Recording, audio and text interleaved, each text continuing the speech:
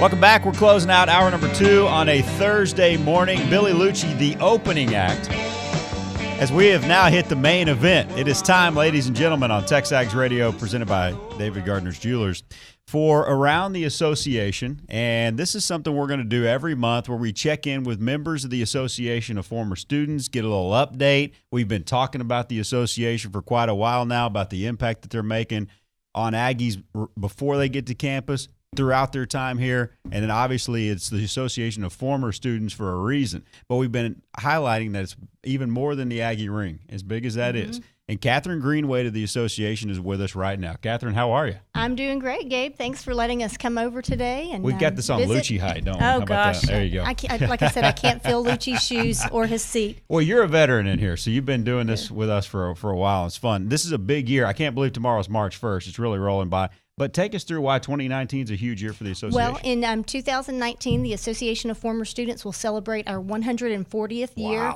of service and support to Texas A&M.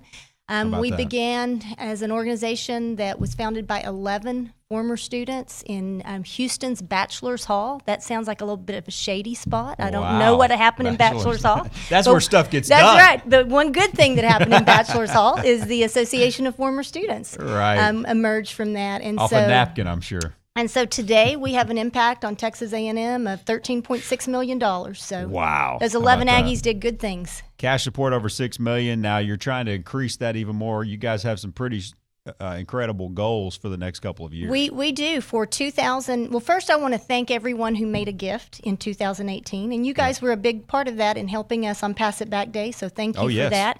In 2018, we raised over $10,265,000 from 57,000 Aggies. So we appreciate that very much.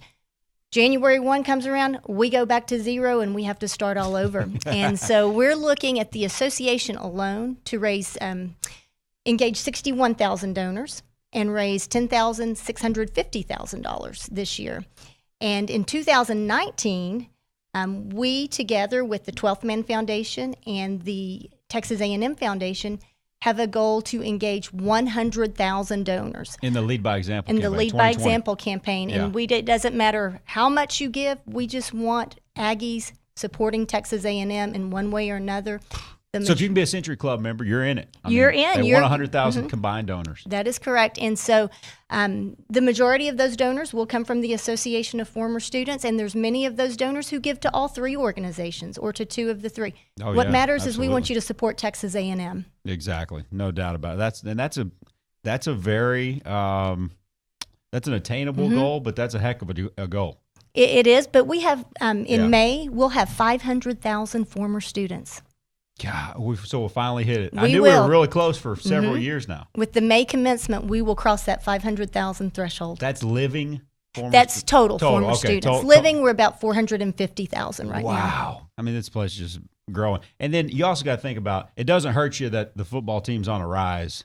And then 2020 coincides with that goal, is when hardly anybody leaves, the schedule opens up, A&M can make a playoff run. That helps you and me. When it helps all of us, you know, what is a rising tide, lifts all boats. Exactly. And when people are feeling good about Texas A&M, they're eager to give back and support Texas A&M. Take us through some big events, some of that have already happened that you wanted to highlight, and then one big one, the Soul Ross reunion that's coming up. That's right. Soon. Well, in February, a couple of big events. In February 5th, we had Orange and Maroon Legislative Day. That's the one day a year where we come together with the Texas X's, and we impress upon the state legislature the importance of our two flagship universities. We had over 100 former student volunteers participating in that, and had a great day in Austin. And made a positive impression for Texas A&M. And by the way, I'm sure everyone's seen this. Texas A&M is doing some fun stuff in Austin. Yeah, saw it. If you fly into the Austin airport, it's been marooned. That's hilarious. So that's so kudos to our university marketing and communications team on that. Leadership Council. We did. We had last weekend our Leadership Council meeting. We had club presidents, class agents, constituent network representatives from around the country, about 13 different states represented. And Jimbo Fisher came and spoke to us. Is that right? And that left everybody pretty excited and enthused. And, we appreciate Coach Fisher, and the way he's bought into the Aggie Network and to the values of Texas A&M. All right, real quick here, the Soul Ross reunion coming up, because this honors a very special group of old Ags, class of 64 and early. Right? That's correct. We will have about 1,000 Aggies and their guests coming in. Our oldest Aggie in attendance will be from the class of 1943. These are Aggies who've been out 55 years or longer, and these are the people who really established the reputation of Texas A&M that we all enjoy today. Yes, absolutely. Okay, couple things just to file away. April 12th and 13th is going to be an unbelievable weekend. Family weekend. It's also Ring Day. Ring Day. And then the muster. Something interesting on that is April 21st is Easter.